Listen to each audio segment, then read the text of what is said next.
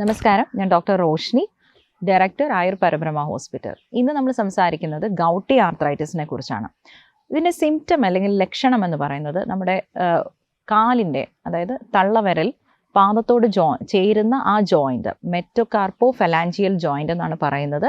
ആ ഭാഗത്ത് സഹിക്കാൻ പറ്റാത്ത വളരെ വളരെ ഭീകരമായ വേദന, അതും വളരെ പെട്ടെന്ന് ഒരു ഒറ്റ ദിവസം കൊണ്ടൊക്കെ, ഒരു രാവിലെ വരെ കുഴപ്പമില്ലായിരുന്നു, അല്ലെങ്കിൽ രാത്രി വരെ കുഴപ്പമില്ലായിരുന്നു, പെട്ടെന്ന് വലിയ ഭീകരമായ വേദന, ആ ജോയിൻറ്റിനെ തൊടാൻ പോലും പറ്റാതെ വരിക, അല്ലെങ്കിൽ അവിടെ റെഡ്നെസ്, ചുവപ്പ് നിറമുണ്ടാവുക, തൊടാൻ പോലും പറ്റാത്ത രീതിയിലുള്ള ഭീകരമായ വേദനയാണ് ഇതിൻ്റെ ഒരു ലക്ഷണമെന്ന് പറയുന്നത്. ഇതുപോലെ തന്നെ മറ്റ് പല ജോയിൻറ്റുകളിലും സംഭവിക്കാമെങ്കിലും ഏറ്റവും പ്രധാനമായിട്ട് ഈ ഗൗട്ടി ആർത്രൈറ്റിസിൻ്റെ ഈ വേദന വരുന്നത് ഈ തള്ളവിരലിൽ, കാലിലെ ഈ തള്ളവിരലിൽ ഈ ജോയിൻറ്റിലാണ്.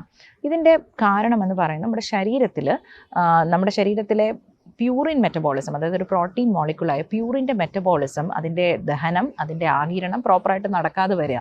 അങ്ങനെ വരുമ്പോൾ നമ്മുടെ ശരീരത്തിൽ ഒരു പ്രത്യേക മോളിക്യൂളിൻ്റെ അംശം വളരെ കൂടുതലായിട്ട് വരും. മോണോസോഡിയം, യൂറേറ്റ്, മോണോഹൈഡ്രേറ്റ് എന്നീ മോളിക്യൂൾ അതൊരു ക്രിസ്റ്റൽ രൂപത്തിൽ നമ്മുടെ ശരീരത്തിൽ അക്യുമുലേറ്റ് ചെയ്യുകയും അത് ഈ ജോയിൻറ്റിൽ വന്ന് അല്ലെങ്കിൽ ആ ജോയിൻറ്റിൽ വന്ന് ഡിപ്പോസിറ്റ് ചെയ്യുകയും ചെയ്യുമ്പോൾ അതിന് ടോഫസ് എന്നാണ് പറയുന്നത്. ആ ജോയിൻ്റ് വേറൊരു രൂപത്തിൽ വളരെ കട്ടിയുള്ള ഇറഗുലർ ആയിട്ടുള്ളൊരു ഹാർഡായിട്ടുള്ളൊരു നോഡ് പോലെയുള്ളൊരു സ്ട്രക്ചർ പോലെ ഈ ജോയിൻറ്റിൽ വന്ന് ഡിപ്പോസിറ്റ് ചെയ്യുക.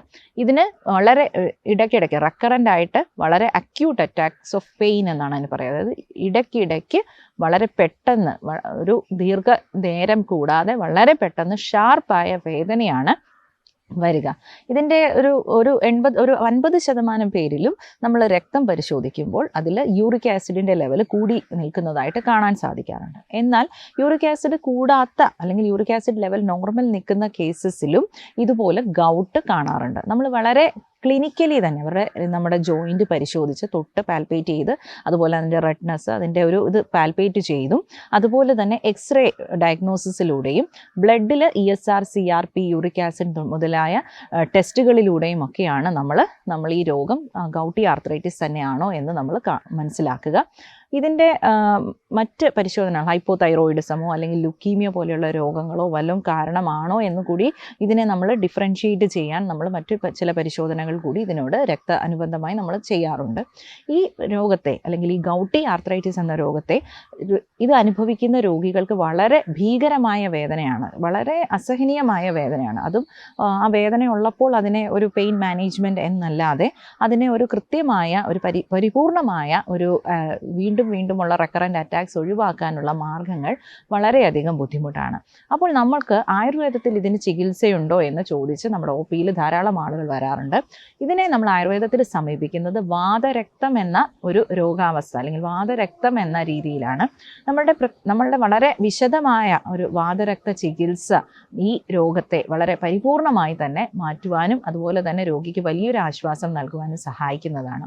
വാതരക്ത ചികിത്സയിൽ വളരെ കൃത്യമായ പഥ്യം അനുശാസിക്കേണ്ടത് ഇമ്പോർട്ടൻ്റ് ആണ്. കാരണം ഏതൊരു സമയത്തും ഒരു ബ്ലഡിൽ ഈ ഒരു വാതരക്തം എന്ന് പറയുന്നത് ബ്ലഡ് റിലേറ്റഡ് ആയതുകൊണ്ട് തന്നെ അതിന് നമ്മളൊരു കൃത്യമായ പഥ്യം ഫോളോ ചെയ്യേണ്ടത്. അതുകൊണ്ട് അത് തന്നെയാണ്, ഒരു ആഹാര രൂപത്തിൽ തന്നെയാണ് ഇതിൻ്റെ നമ്മൾ നേരത്തെ പറഞ്ഞതുപോലെ ഗൗട്ട് ഫോം ചെയ്യാനുള്ള കാരണം. പ്യൂറിൻ മെറ്റബോളിസം, അതായത് ദഹന വ്യവസ്ഥയിൽ തന്നെ വരുന്ന ഒരു ചെറിയ കറക്ഷൻ വളരെ ഡിമാൻഡഡ് ആണ്. അപ്പോൾ അതുകൊണ്ട് തന്നെ നമ്മളെപ്പോഴും ഒരു ഭക്ഷണത്തിൽ പഥ്യം വളരെ കൃത്യമായി ഫോളോ ചെയ്ത് കൊണ്ടുപോകാൻ നമ്മൾ നിർദ്ദേശിക്കാറുണ്ട്.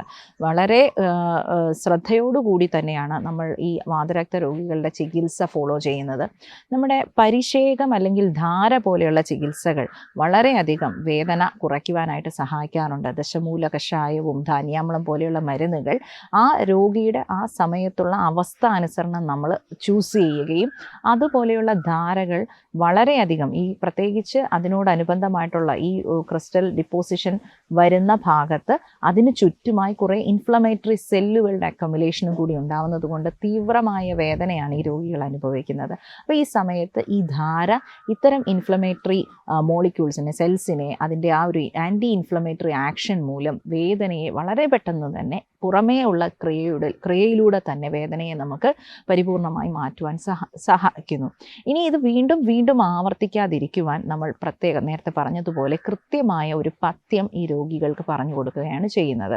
അത് ഈ രോഗികളിലെ ദഹന വ്യവസ്ഥയെ കറക്റ്റ് ചെയ്യാനും അതുപോലെ തന്നെ നേരത്തെ പറഞ്ഞ അതിൻ്റെ ഏറ്റവും ബേസിക് ഫിസിയോളജിയായ പ്യൂറിൻ മെറ്റബോളിസത്തിൽ കറക്ഷൻ കൊണ്ടുവരുവാനും വീണ്ടും വീണ്ടും ആവർത്തിച്ചു വരുന്ന ഇത്തരം റെക്കറൻറ്റ് പെയിൻ അറ്റാക്കിനെ പൂർണ്ണമായിട്ടും കുറയ്ക്കുവാനുമൊക്കെ സഹായിക്കുന്നു. അതുപോലെ തന്നെ ആ അസ്ഥിക്ക് വന്ന ഡീഫോമിറ്റിയെ ഒരു പരിധി വരെ കറക്റ്റ് ചെയ്യാനും അത് കൂടുതൽ ഒരു ഡീഫോംഡ് ഫിഗറായിട്ട് മാറാതെയും അതുപോലെ തന്നെ ഈ രോഗത്തിനെ പരിപൂർണ്ണ റൂട്ട് ലെവലിൽ തന്നെ നമുക്ക് റിമൂവ് ചെയ്യുവാനും നമ്മൾ ആയുർവേദ പഞ്ചകർമ്മ ശോധന വിധി നമ്മളിവിടെ വളരെയധികം ആപ്ലിക്കബിളായിട്ട് കാണാറുണ്ട്. ക്ഷാരവസ്തി അതുപോലെ തന്നെ ക്ഷീരവസ്തി തുടങ്ങിയ വസ്തിക്രിയകൾ ഇത്തരത്തിലുള്ള ഈ അവസ്ഥയിൽ നമ്മൾ വളരെ ആലോചനപൂർവ്വം നമ്മൾ ഉപയോഗിക്കുന്നത് പേഷ്യൻസിൽ നമുക്ക് നല്ല റിസൾട്ട് കിട്ടാൻ നമ്മളെ സഹായിക്കുന്നതാണ്. അപ്പോൾ ഗൗട്ടി ആർത്രൈറ്റിസ് എന്ന് പറയുന്ന അവസ്ഥ അല്ലെങ്കിൽ ആ രോഗം അനുഭവിക്കുന്നവർ വളരെയധികം വേദനയാണ് അനുഭവിക്കുന്നത്. അതിനൊരു കൃത്യമായ ചികിത്സ ഉണ്ടോ എന്ന് പലപ്പോഴും ആളുകൾക്ക് സംശയമാണ്. ആയുർവേദത്തിൽ ഒരു കൃത്യമായ അതായത് അതിൻ്റെ അടിസ്ഥാനപരമായ ക്ലാസിക്കൽ ടെക്സ്റ്റുകളിൽ തന്നെ വാതരക്തം എന്നത് വാതശൂണിതം എന്നത് വളരെയധികം പരാമർശിച്ചിട്ടുള്ളൊരു ചികിത്സ അല്ലെങ്കിൽ ഒരു രോഗമാണ്. അതിൻ്റെ ചികിത്സ വളരെ വ്യക്തമായി തന്നെ ആയുർവേദത്തിൽ പ്രതിപാദിച്ചിട്ടുണ്ട്. അപ്പോൾ തീർച്ചയായും ഗൗട്ടി ആർത്രൈറ്റിസിൻ്റെ ഒരു നല്ലൊരു ചികിത്സ ആയുർവേദ ശാസ്ത്രം ഓഫർ ചെയ്യുന്ന ഒന്നാണ്. അപ്പോൾ തീർച്ചയായിട്ടും നിങ്ങൾക്ക് ഈ ഒരു രോഗമോ അല്ലെങ്കിൽ ഇത്തരം രോഗലക്ഷണങ്ങളോ ഉള്ളവർ ഒരു ആയുർവേദ ഡോക്ടറിനെ പ്രോപ്പറായ കൺസൾട്ടേഷനിലൂടെ ചികിത്സയെടുത്ത് ആ അവസ്ഥയ്ക്ക് ഉത്തമമായ ചികിത്സയെടുത്ത് അതിൻ്റെ ഒരു രോഗശമനം ഉണ്ടാകട്ടെ എന്ന് ആഗ്രഹിക്കുന്നു. അപ്പോൾ തീർച്ചയായും ഇതുപോലെയുള്ള അറിവുകൾ ഇനിയും നമുക്ക് ഷെയർ ചെയ്യാൻ വേണ്ടി എൻ്റെ ചാനൽ സബ്സ്ക്രൈബ് ചെയ്യാത്തവർ തീർച്ചയായും സബ്സ്ക്രൈബ് ചെയ്യുക. ഒപ്പം മറ്റ് സംശയങ്ങളും കമൻറ്റുകളും നിങ്ങൾക്ക് രേഖപ്പെടുത്താവുന്നതാണ്. അടുത്ത ഒരു ആരോഗ്യപരമായ വിഷയമായിട്ട് നമുക്ക് അടുത്ത വീഡിയോയിൽ കാണാം. നന്ദി, നമസ്കാരം.